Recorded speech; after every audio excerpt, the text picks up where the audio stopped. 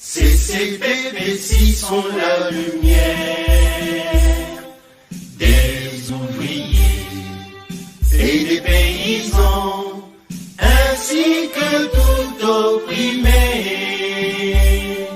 Il n'y a point de doute d'abattre l'exploitation et de créer une juste société. Notre serment est de ne jamais échouer. En joignant toutes nos forces en un vaisseau, tenons bien nos armes dans nos mains. Car ces CCPPC sont la force du peuple, dans sa noble cause jamais de spoliation. Notre lutte revendique nos droits, quoi qu'il en coûte, jamais de servitude. Pour les opprimés, la révolution est un rempart. Son ultime fin est que le peuple gouverne. Ta la la la la, ta la la la la, ta la la la la la. Peuple congolais n'est jamais reculé. Nationaliste, allons de l'avant. Jeunes du pays, avançons, avançons. Intellectuels et soldats, avançons. Femmes et filles, allons de l'avant. Peuple congolais, ne jamais reculer. Ta la la la la, ta la la la la, ta la la la la la. Bonjour, bonsoir peuple congolais, bonjour, bonsoir Bandeko, partout bozwami na Angola, na Afrique du Sud, na Zambie, na Ouganda, partout bozali Bandeko, na kati ya Congo, Kinshasa, Bandundu, partout en tout cas, Nzamba Bokasi bonso, abate la bino, merci mingi pour la confiance, botiki misala na bino, botiki ba occupation na bino nyonso, koya kozwa moi quelques minutes sur longtemps que ba frère, et ça la anga très bien, démarrer ça la bino que, contrat entre nga na bino eza simple, na la bino analyse ya solo, objectif, et la bino ba information à solo. En retour, à senga bino kaka, bo aimer vidéo. Isa elo koute bandeko. Ou aimer ka vidéo, ou partager à mon groupe, ou commenter positivement. Ezali meilleure façon de konanga congolais en soutenir biso. Kobo sanate, moni logo à touche à TV, aimer vidéo. Cela nous aide beaucoup parce que nous sommes combattus.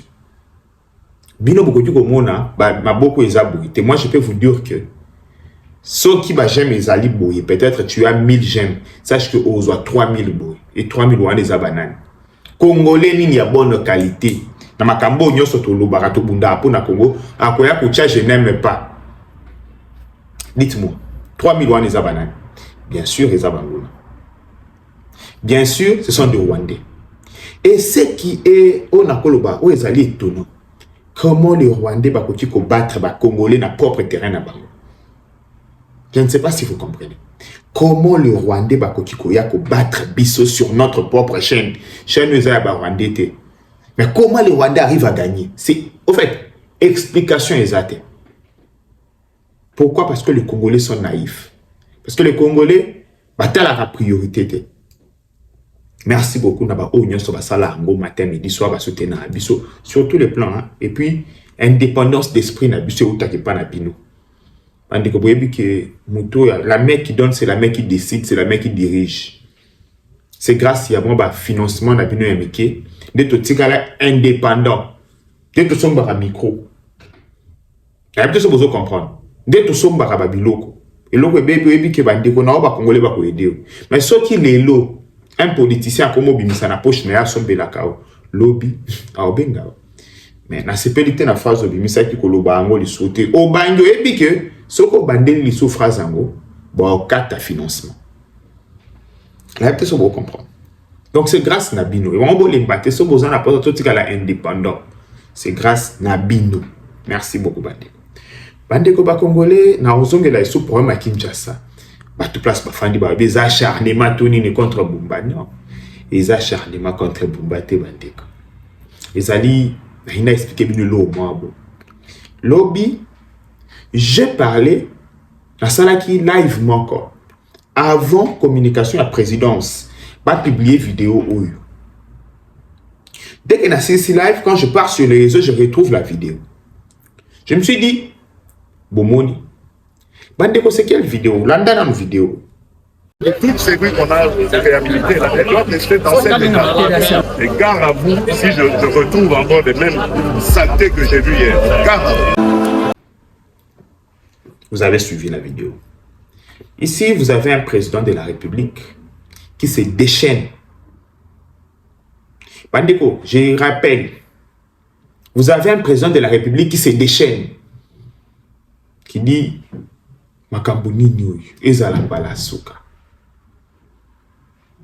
je me suis indigné hier, c'est absurde, c'est honteux que mon président Azala na colère y a niveau et la presse présidentielle publie cette colère. Cela veut dire que Eyokani, moi, secrétaire général, il y a parti présidentiel. Oyazana majorité na nini assemblée provinciale. Oyazali na manœuvre nyonso na convoqué réunion ya crise été. Bandeko c'est honteux pour na IDPS. Na bandeli yango sans crainte. C'est honteux pour na IDPS. Je ne sais pas priorité zanime. Pendant ce temps-là, au moment où il fallait qu'on réunisse réunion ya crise, pour na kolakisa ki colère ya président yokani na mato ya batu babangi colère à président, le secrétaire général à IDPS akei na une église à Moïse Mbi. Akei na une église à Moïse Mbi, akei na yeko tambola, akei tambola na l'église. Bandeko, un président de la République qui se fâche. Na habité bandeko, fonction président. Un président de la République, vous commissiez na état où Mouto bangi pété. Na habité. Si je retrouve encore les mêmes saletés que j'ai vues hier. Je ne sais pas. Nako bandela, un président de la République du Congolais, ba commissier na état oyo. Mouto bangi pété. Démission pe salami pété. Interpellation pe salamité. Réunion ou réunir bateau rapidement. Bandeko, est-ce que qui secrétaire général a parti, to stratégie a parti? Bateau a déjà ba parti politique ba bien. Bandeko na ko sabinote. Moni ba parti politique. Ezali gestion ya mboka parallèlement. Parce que parti politique nous doit concevoir projet de société. Parti politique, na lobby individuité. Moni Congo, dès que dirigeant ou les autres lobby qui y a un projet, c'est que le projet est à IDPS. Et secrétaire général il y a parti, tout le monde dit y a parti, dans un gardien il y a projet wana. Ce qui a moni, au moni bat bakomo tenga manali na parti, au bengisi bango lobby, ligne na biso ya parti za boy. Botenga mate bozonga na nzela. Ce qui boboy lokola mandat, eza ya parti politique. Bandeko, Daniel Bumba ne s'est pas réveillé un bon matin en tant qu'indépendant. Non. La candidature de Daniel Bumba, c'est la candidature de l'IDPS. Je ne sais pas si vous comprenez. Na évité Bandeko. En fait, un morceau Tali Makambo, on me poser question moko. Bateau va comprendre l'eau ça. Abibou, bateau va comprendre l'eau ça. C'est étonnant. A évité na lobanini. Mais, mouto défendre Makambo yo. Na ce qui a sur un niveau moutoté, à comme un niveau nyama. Moi je vous dis, mouto yo se permettre à défendre ce qui se passe à Kinshasa. Bandeko, les gens peut-être va avoir une colère à président Lelo. Il y a de cela des années, hein. Il y a de cela des années. Ceux qui n'ont retrouvé vidéo, bon, on a vidéo. Il y a de cela des années. Le président de la République dit Makambo a saleté, Makambo a bosoto. Le président de la République dit bah outi aéroport. Ah on a obtenu ma solo en 2023. Na président turc a été à la Kinshasa on ningisa mutu. atali président de la République président alobi a comprendre nga pe na moni ayebisi non ba problème nga pe na sala face na otango na zala caméra à Istanbul mais na bongisaka bandeko bapaya nyonso baoya na Congo bazali déçu na yo kaka na soni ya omema mutu na Congo batu na ngati frère to betata moi tout ke na omeme ndenge nini soni bandeko makambo elekana na Congo elekana esika musu te mutu akosabino te mona Kinshasa salité ou ezana Kinshasa manque ya gestion ya sérieux ou ezana Kinshasa ezala na ville musu te na monde bozali unique. Moi je vous dis, il y a peut-être pas Sabino. Oh, la capitale du monde, c'est faux. Bandeko, Kinshasa ezali ville, il y a salité que les ville nyoso mukili. Kinshasa bo mona. Ezali ville, il y a salité que les ville nyoso mukili. Question à tout naka. Moi, président de la République, na cause à la fière à la président de la capitale de Kinshasa. Moi, gouverneur de la ville. Bandeko, ça ne demande pas de grands moyens. Non, on peut savoir un exemple. Kolongwa, na aéroport Yanjili, comme na boulevard Lumumba. Chaque jour, ce bandeko a saigné. Bandeko, eza porte d'entrée na biso. Bandeko banzela wana dans d'autres sièges, ce sont des autoroutes. To ba dévia kanzela ya aéroport. Mais biso mutu déjà dès kazo kita na aéroport Yanjili calvaire na ebandi wana solo chaleur embouteillage désordre c'est quelle image toko tinda ya ville na biso soko yo lobi bato babio comprendre le côté je suis en bokezo les cailloux oyebi nde ba jiraka mboka te bino boyebi ça fait 7 ans bosali na moni. Boye bisabiso pe bandeko. Moi je vous dis que boye bisabiso parce que ça commence à me mettre dans le nerf. Pour na omona que bêtise à motindo oyo. Oyo za bêtise. Bandeko, so moni muto encourager makambo ele kana Kinshasa, c'est que azo vivre loin de la réalité. Je vous dis, makambo ele kana Kinshasa, j'aurais voulu na mona ta volonté politique. Que non, le parti présidentiel et que bunda matin midi soir résoudre problème à Kinshasa. Volonté politique exacte, les gens yo oko imaginer tango makambo faire rigoler bimi Augustin Kabouya s'est précipité à ozo comment on a fait rigoler tango Moïse Mbi a fini président nani Augustin Kabouya s'est précipité mais tango président Siliki makambo à Kinshasa pourquoi Augustin Kabouya ne s'est pas précipité il y a aucun de Luka Daniel Bumba Koyeba qu'est-ce qui se passe dites-moi. Cela veut dire que la colère du président est la goutte d'eau dans la mer. Nami sur Augustin Kabouya. Là, moi je vous dis, Nami sur Augustin Kabouya, colère à président et l'eau dit. C'est comme ça. Bandeko, le président de la République. Mais non, oui. J'essaie de comprendre. Dans la réalité, moi personnellement, dans la réalité, quand j'ai vu la vidéo, presse présidentielle, dès que j'ai vidéo en ligne, n'a visionné vidéo 3 fois. Dans le lobby, j'aurais été secrétaire général de l'IDPS. Dès le matin, on a convoqué réunion à crise pour la ville à Kinshasa. Même ceux qui ont même Boutou Kaka, dès que le président Siliki Boye mis la place publique, lobby, on a ça semblant. Que Toyo qui kanda ya président tout ça les locaux et puis bah c'est à qui noter la Moïse Mbi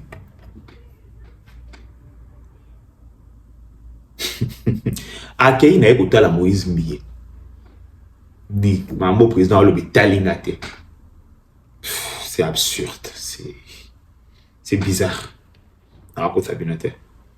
c'est bizarre bandeko mais après to le banin toi en marche de manœuvre qui noie moko alors c'est plan na fanda bongo attaque au lobby to zo soutien mon côté bah to monta la bino kaka mais bon comprendre que Kinshasa est la vitrine ya Congo Kinshasa ya lokola salon na katanda ba jija ka mutu na salon ba jija mutu na chambre à coucher te Bandeko, si un visiteur arrive au juger ndakunayo na salon, au juger yo jamais na chambre à coucher pour avoir autant la moté. Yango moni partout dans le monde, la capitale les alaka ba vitrine. Dès que vous avez commis la capitale, je dis waouh, ça c'est magnifique. C'est ça. Oh, on n'aura jamais mon toit à l'hôpital. On juge par rapport à chambre naïe, betu naïe, atiki bilamba likolam. Encore tatali salon. Mais ici nous avons des gens qui gèrent le salon. Balingi na bango ko bongisangote. Bandeko, pourquoi to komi ko kende ko pourquoi komi na président ya osilika? Eza musala na été boyebi. Mais comment que eleki est débordé comité a? Mais il fallait voir le président de la République. Azala ki na ba eta na enyonso. Bande ko tika na ika muke basimba na nzoto. Na imsoki kanda au président Zaki nango. Poka raza muto a maîtrise. Bato ba yebi président bien etika na ika muka simba ta moko na nzoto. Et lequel président de la République. Mais les gens qui devaient s'assurer que le président kutana na kanda wanate. Bah ça na ba maseki. Bah ça na ba maseki bah pour eux c'est normal, c'est la ville de Kinshasa, c'est normal. Toka Sony.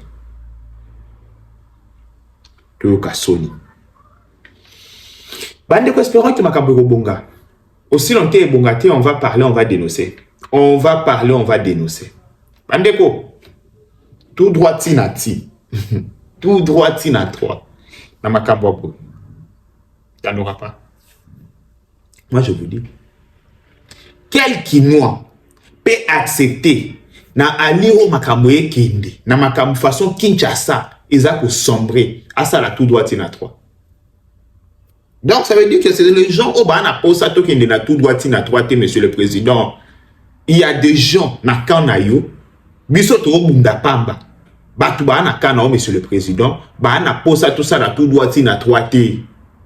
Il faut voir ça. Mutu ali boso Daniel Bumba. Yepena lobby aza prêt à tout pour empêcher aucun de tout droit tinatoi. Bandeko, non ça vient de loko. Hein?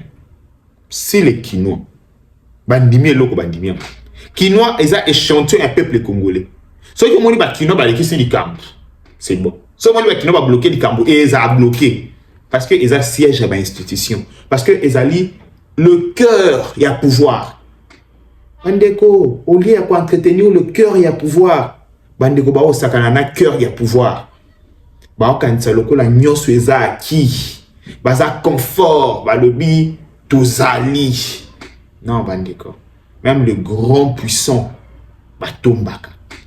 La meilleure façon ya ko zala na ba aki ezali musala. Bandeko ba conseil na ngabo lekisa yango te, ezali ba conseil moko stratégique. Ce qui vote ba conseil na nga marche te.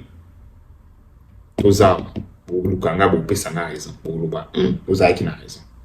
Bandeko, meilleure façon ko milingisa na peuple, ozala fort na peuple za musala. Peuple atala kasima zonga ka moto. Abi ba bengi singa na marche, mais tala nga na njili. Dans la maison communale, na biso za ki boy. Tala asale libiso boy. Au senti peuple njili abi keba. Bozala ki a 18 ans ni bosala na njili. Vous comprenez comment bah c'est ça la peuple. Mais les gens au lieu de travailler dur comme il faut, les gens bako sala 10e ya oh il faut basal. Ça ce n'est pas bien. Bande on a vu ça toujours que notre loyauté envers le pouvoir en place les a conditionnés dans musala. Ezali loyauté mon côté boye na mission au kangama jamais. Bah ça là bien on va supporter ses pouvoirs, on va défendre ses pouvoirs aussi longtemps que bah ça la musala correctement. Surtout na ville à Kinshasa. Mais ce qui na ville à Kinshasa, bandimi na bango ba kangamisu. Bandimi na bango saleté à Kinshasa za ko arranger bango. Ba embouteillage à Kinshasa za ko arranger bango. Urbanisme assez nyos za ko arranger bango. Bandeko, pourquoi venir défendre? Pourquoi? C'est que na komi zoba. Ouais, c'est que to komi zoba. tokomi bazoba donc batuma bo ba osala lo te ba fa na bango ba ça les arrange yo pezo bazoba oyo défendre combien d'amino bo futenga a combien d'amino bo futenga bandeko to sukawa ya moso mambo pesa kanda na boyi na ngana ya odibodi koma ote tozala na yo bien osali boye pona nini ozala numéro nanga obenga inga te pona nini na obenga ndenge nini vela ngai ebisanga na obenga ndenge nini na onyo so yeka na Kinshasa wana yo ndimo bengi vie na wapesi $100 okangi munoko pre cousine na yo azu ya beli tifoide esenga 400 ozu nikola $100 vie na wapesa ki ozu 300 na yo moko bakisi na sali perte vie nanga yebisanga na sali perte. So réfléchir bon comprendre. Yo lelo ba pesi $200 kende ngade finga petit wana lo baga ma elita boye ba pesi $200 ozupe 200. Oyo finye ngai olobi na ma elite villa Kinshasa ça bien géré boye misale zo salam bangungi baye malaria typhoïde hôpital de $500. Yo moko ke luka lisusu 300 na ba fort na yo na ba économie na yo obaki soke futela mona na hôpital nani asali perte tandi ba osaka na bino lokwa ba mike nani asali perte bandeko tozala maele. Merci beaucoup peuple congolais. En tout cas, tozonga pona banalisme susu. C'est grâce à vous nde to tika la katikati boy. To banga pia kate. C'est grâce à vous. Donc, merci beaucoup. Zamba Bokasi bonsoir songa benissa. Bye bye. Ciao. Travailler en RDC ne devrait pas ressembler à une chasse. Tu es prêt, ton CV est prêt, mais les offres semblent loin, les contacts flous, les réponses silencieuses. Tu actualises, tu rejoins des groupes WhatsApp, tu compares, tu doutes, tu essaies encore, puis tu perds du temps là où tu voulais trouver un avenir. Stop. Avec Jobinter, tu ne cours plus derrière une opportunité en République démocratique du Congo. Tu commences ta recherche au bon endroit. Où que tu sois, ouvre Jobinter et lance ta recherche gratuitement.